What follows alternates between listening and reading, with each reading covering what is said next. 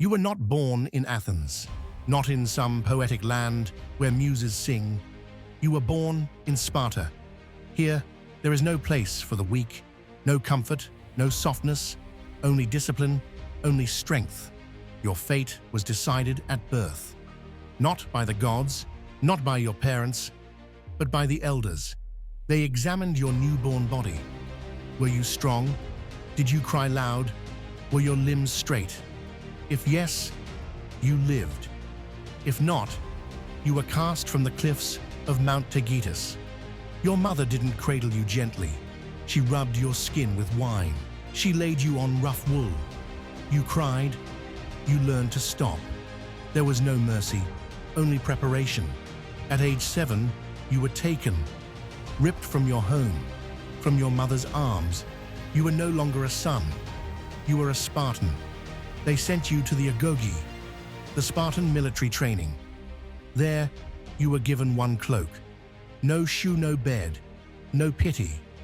You ran, wrestled, trained, fought.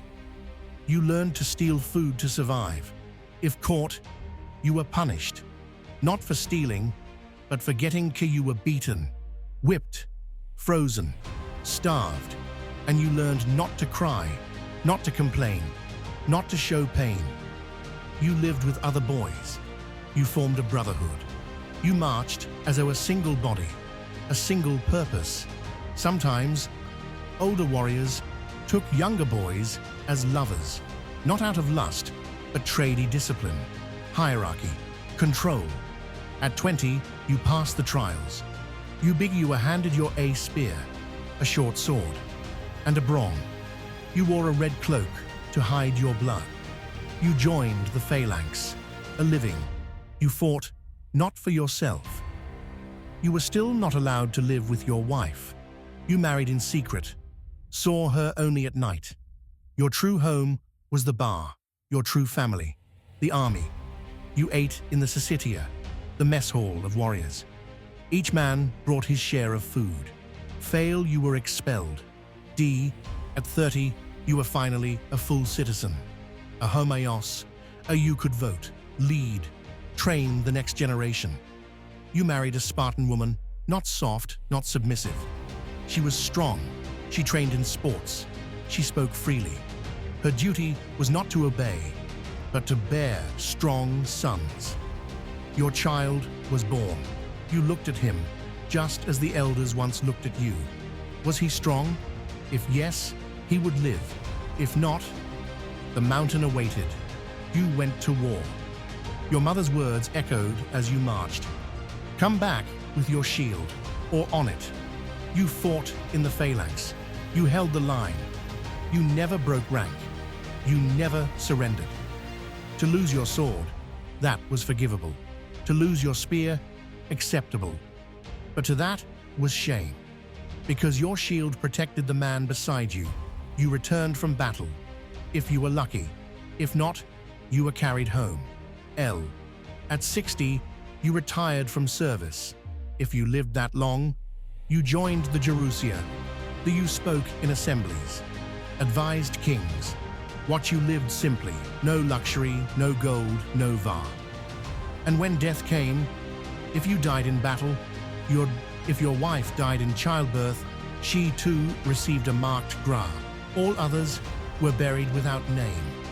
This was the life of a Spartan, from birth to death. No softener, no weakness, only duty, only honor. You were not born to live easy. You were born to fight, to serve. You were a Spartan. At the age of 20, a Spartan became part of the Syssitia, a warrior's dining group. This wasn't just a meal. It was a civic duty. Each man brought his share: bread, meat, wine. If you couldn't, you lost your status as an equal.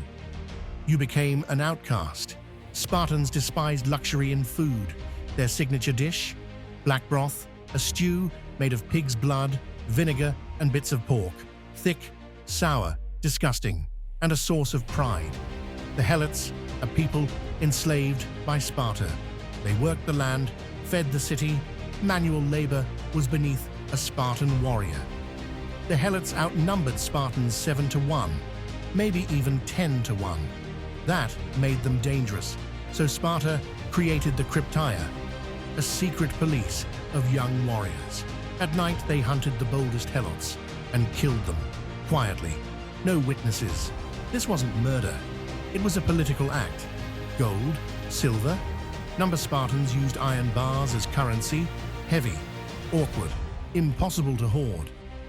"We kill greed," said Lycurgus, the legendary lawgiver of Sparta.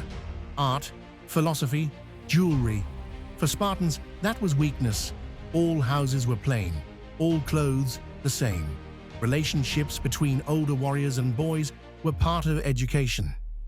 The older man was a mentor, the boy a student. He taught him combat, discipline, honor, sometimes intimacy. It wasn't shameful. Plato and Xenophon both wrote, it strengthened the phalanx, it built brotherhood. Sparta had 2 kings at once, from 2 royal families. One went to war, the other stayed home. They checked each other and were themselves controlled by ephors, elected officials. Then there was the Gerousia, the Council of Elders, and the Apella, the People's Assembly. Sparta was a monarchy, an oligarchy, and a democracy all at once. And finally, death. In Sparta, a name on a grave was a rare honor. A man earned it, only if he died in battle. A woman, only if she died giving birth. All others, buried without names, ashes of those who gave nothing back. Sparta worshipped sacrifice, for the city, for the greater whole. You didn't live for yourself.